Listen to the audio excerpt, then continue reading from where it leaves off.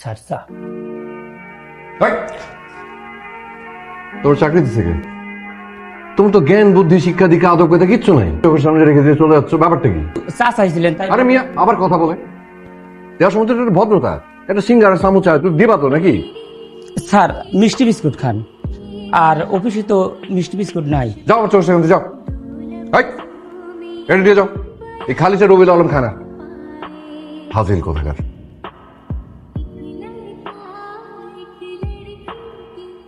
বাবু খাইছো? তোকে খাবো। হাফ এন আওয়ার আগে না একসাথে লাঞ্চ করলাম, এখন আবার কিসের খাওয়া? তো করছি কতক্ষণ আগে, আমার তো একটা কিছু খেতে মন চাচ্ছে। না, আমি এখন খেতে যেতে পারবো না। স্যার ইমার্জেন্সি একটা কাজ দিয়েছে, ওটা আবার শেষছি না। তোমার মন এত খাই খাই করে কেন? হ্যাঁ সম্পত্তি তো স্যার, আপনি আমাকে বলবেন না, আপনি আমাকে বললে তো কাম হয়ে যায় স্যার। এটা কি এটা? আরে এটা কি ঘুষ? অর্ধা আপনি আমাকে ঘুষ দিচ্ছেন? আচ্ছা স্যার, স্যার আর কথা বলি খুব মাইন্ড করুন এই বিষয়টা, একদমই অ্যাকসেপ্টেড না বিষয়টা। স্যার আপনি যান, আপনি যান বলছে, আমি বেরিয়ে যান। না এটা খুব একটা খুব মাইন্ড, আপনি যান, আপনি বাড়ি যান, কথা বলেন না, যান। এটা নিয়ে যান, রবিউল আলম খানা। তুমি কাদের সাহেবের সাথে এভাবে রিয়েক্ট করলে কেন? আর ওই ফাজিল লোকটার কথা বলো না তো, আমাকে ঘুষ দিচ্ছে, চিন্তা করো। তো রিয়েক্ট করার তো কোনো দরকার ছিল না। আমি রিয়াক্ট কোথায় করলাম? আমি তো আমার না লোকটাকে সুবিধার মনে হয় না। ওই লোকের সুবিধা অসুবিধা থেকে আমি কি করবো? আচ্ছা বাদ দাও তো ওই লোকের কথা, তুমি তুমি তোমার কথা বলো। ওই একই কথা, বাসা থেকে বিয়ের প্রস্তাব। হ্যাঁ ঠিকই তো বলছে, তোমার তো এখন বিয়ে করারই বয়স। তাই না স্যার? তো বাসায় বিয়ের প্রপোজালটা কেন দিচ্ছেন না? তো হলিডে, আমি কাল তোমাদের বাসায় বিয়ে প্রপোজাল নিয়ে যাই। সত্যি? হ্যাঁ 100%। এই খুশিতে আমরা একটা কিছু খাই। খাই মানে? তো একদমই গেল না। আরে কি আশ্চর্য, শোনো না, মানে এই সামনে 17 নম্বর রোডে হাউস হয়েছে, চলো এটা ট্রাই করি। না, আমার একদম ইচ্ছে করছে না। বাট শোনো, তুমি যে বাসায় আসবা, খাবার দেখলে ঝাঁপায় পড়বা না কিন্তু, প্লিজ। আমি আবার কবে খাবার দেখে হাবাইতার মতো করলাম? সব সময় করো, আমি কিছু জানি না। প্লিজ এই জিনিসটা করো না। তুমি নতুন জামাই না, খাবা তো খাবা না, এরকম একটা অবস্থা, বুঝছো? তুমি জানো আমি কি পরিমাণ ভাব নিতে পারি? কি হলো বাবা, তুমি তো কিছুই নিচ্ছ না। নাও। এইটা আবার কেমন প্রশ্ন হলো? শুরু করো তো, শুরু করো। জি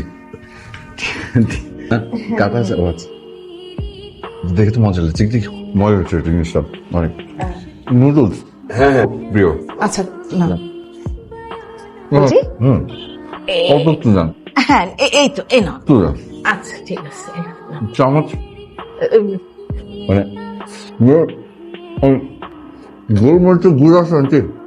গোলমরিচ? একটু কম হয়েছে, অসুবিধা নেই। এটা কি আপনি বানাচ্ছেন? হ্যাঁ। আধা চামচ লবণ যদি হইতো না একদম। ও তাই না? ও অনেক মজা হয়েছে অনেক। দেশের বাড়িটা কোথায় যেন বলেছিলে? আঙ্কেল আসলে ঝাল তো একটু মিষ্টি লাগা পাইছিল তো। কোথাকার মিষ্টি? দোল্লালের মিষ্টি। একটু মিষ্টি একটু খেলে একটু কম।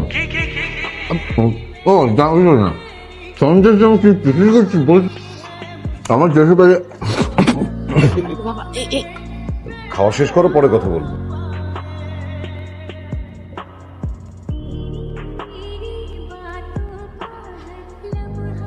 আর কিছু নাই? কখনো আগে ভালো খাবার দেখেও নি, খায়ও নি। আমার যেটা মনে হয়েছে আমি সেটা বলেছি, বাদ বাকি তোর সিদ্ধান্ত। মার কথায় মন খারাপ করিস না রে, আমি বলবো তুই না আরেকটা সেকেন্ড থট দিয়ে দেখতে পারিস।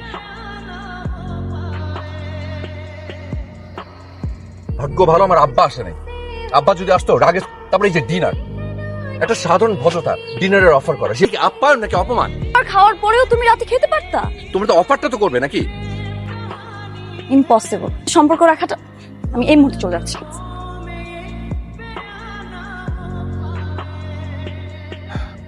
কন্ট্রোল করতে হবে।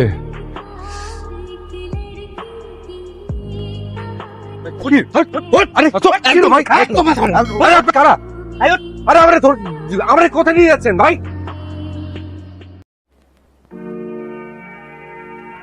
হ্যালো, কেউ কি আছেন? কি আপনার সমস্যা কি?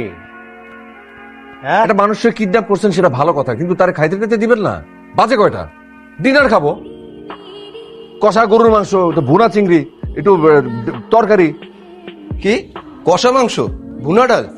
কোনো হোটেল না, রুটি আর কলা পাইবেন। আর কলা? আপনি মিয়া আমার অপমান করতেছেন। মনে হয় কলা রুটিতে আমার পোষায়? যেগুলো যেগুলো বলছি দয়া করে টাই না দেন ভাবে। যা বলছি তাই, রুটি কলার বাইরে কিচ্ছু হবে না। এই রুটি কলা রবিউল আলম খায় না, কিছুই লাগবে না। জান, খিদা লাগছে, কিছু একটা খাইতে মন চাইতেছে, আর যেটা মন চাইতেছে ওটা না পেলে আমার খিদার কষ্ট দিন না ভাই। যা চাই না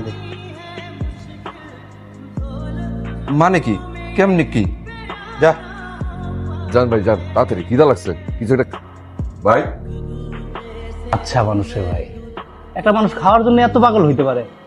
খিদা খাবার নিয়েই তো আসবে। না, জিজ্ঞাসি খালি যে অনেক দূরে নাকি। তবে একটু আপনার জানতে পারবেন? কপালটা ভালো, আমি এখন পয়েন্ট পাইছি ভাই। আমার পেট ভরে খাওয়ালে আমি দোয়া করবো, পয়েন্ট আরো বেশি পাবেন ভাই। ছেলেটার খবর কি রে? আবার কিছু মনে টনে করে নেই তো? মনে করলে আমার কি? কি বলছিস তুই? Direct breakup. আর একটা সাদা সিধা ছেলে, ওকে তোর এরকম কথা বলা ঠিক হয় না। বাদ দাও তো। খারাপ লাগতেছে না? এই বাকি তোমরা তো আর ওকে পছন্দ করো না। ছেলেটার ম্যানারে একটু ঝামেলা আছে, কিন্তু পরে আমি ভেবে দেখেছি যে অথেন্টিসিটি আছে। আরে কাদের ভাই আপনি? আচ্ছা আচ্ছা, কোনো টেনশন করবে না, একদম টেনশন করবে না। যা যা খেতে চেয়েছি সব কিছু খেতে দেয়। ওরে বাবু রে, হাতে কো দুজনে আই বলছি আপনাদের তুলি আনন্দ লাগিয়ে না। অফিসের মধ্যে এদিন আমরা অপমান করছেন না, মনে নাই সেটা? আমার সোজা আঙ্গুলে তো গিরি উঠানো, ইয়ালে আঙ্গুল ব্যাখ্যা করছি। আপনি কখন আঙুল বাঁকা করলাম তো বুঝলাম না। আরে বাবু রে, আমনেরে কিডন্যাপ করা হয়েছে, ফোনে কিন্তু আমনে আর ফাইলের মধ্যে সাইন না করবেন, আমনেরে সারা হইতো না। ও আচ্ছা, এই কথা। হ্যাঁ, তো আমি তো কোনো কমপ্লেন করছি না, বেশ ভালোই আছি। আগে কষ্ট করে কাজকর্ম করতাম, তারপরে খাওয়া দাওয়া করছি, খারাপ কি, আরামে আছি। আমনে কি আরে আমার দিকে রানেন রানেন আমনে স্যার। ও স্যার, আপনি আর ফাইলে সাইন করতেন না? আমি মরে গেলেও আপনার ফাইলটা ছাড়বো না। কিন্তু শেয়ানা আছে। এই বেটা চুপ, এক স্যার চুপ। আজ যা তুই এই বেটা যা চাইবো এক ফোঁটা ফানি পর্যন্ত দিবি না, ততদিন রাজি না হয় ফাইলে সাইন করতে কিচ্ছু খাইতে দিবি না। জানেন কিসের খবর? জানেন না, সে তো নিখোঁজ। কি বলছেন? নিখোঁজ মান? তার বাড়িতেও খবর নিয়েছিলাম, দুদিন ধরে নাকি সে বাড়িতেও যাচ্ছে না। বসকে জানিয়েছি। আপনার সাথে কি কোনো কন্টাক্ট আছে? দেখেন হয়তো কোনো ভালো জায়গার দাওয়াত পেয়েছে, সেখানে হয়তো চলে। আমার কিন্তু মনে হচ্ছে না। আপনার ডায়ালকৃত নাম্বারে সংযোগ প্রদান করার সব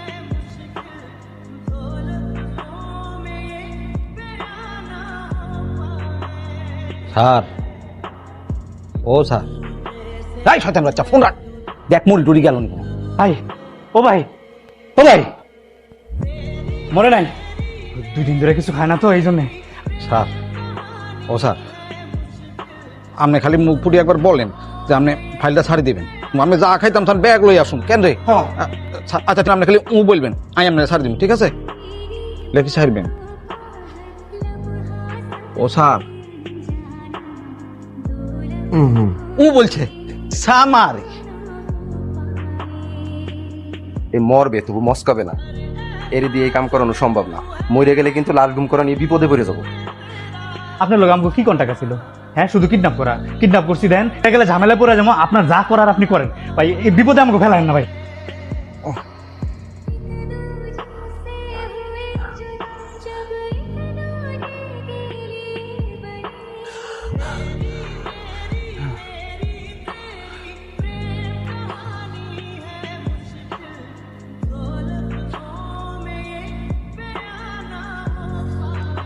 তুমি একটা আজব মানুষ। দুটা, তুমি কোথায় ছিলা? কি করতেছো তুমি? একটু থামো। প্রবলেম কি? প্রবলেম? এখন আসলে বলতে পারছি না। আমি কিচ্ছু শুনবো না, আমি এক্ষুনি তোমার বাসায় আসছি। না না, এখন তুমি পারলে কালকে সকালে এসো, আমি ঠিক আছি। বাই ভাই, একটু কলা দেন আমাকে ভাই, একটা পানি দেন তো। কত ভাইয়া? কলার একটা পানি।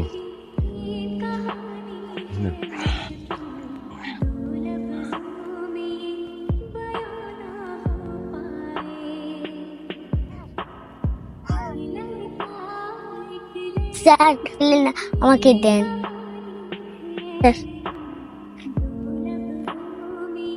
তত খিদে খেতেই খা। না না আমি খাবো না। তার ভাত কে খাই?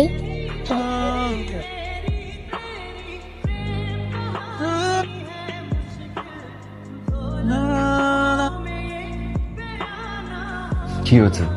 কি হয়েছে কেন? আচ্ছা তোমার কি হয়েছিল? মলম পাটির হাতে পড়েছিলে? আরে না না, তাহলে কারো বাসায় দাওয়াত খেতে গিয়েছিলে? দাওয়াত খেতে গেলে তো আমি তোমাকে জানি। এত রহস্য করছো কেন? খুলে বলো না কি হয়েছিল। ওই যে আমাদের অফিসের ঠিকাদার কাদের আছে না? হ্যাঁ কি হয়েছিল? হ্যাঁ ওর সাথে একটু ঝামেলা হয়েছিল। বলবো তোমাকে সব বলবো। মা তোমার জন্য কত কিছু রান্না করে পাঠিয়েছে। আমি আসলে খাবো না, আমার খিদে নেই। কি? আমার সামনে না ভদ্রতা দেখাতে হবে না, খাবে। সত্যি আমার খিদে নেই। কি হয়েছে তোমার বলো তো? বললাম তো একটু আসলে ইম্পর্টেন্ট কাজ ছিল, আমার একটু বেরোতে হবে তো। না যাবো, তোমাকে আমি একা ছাড়বো না।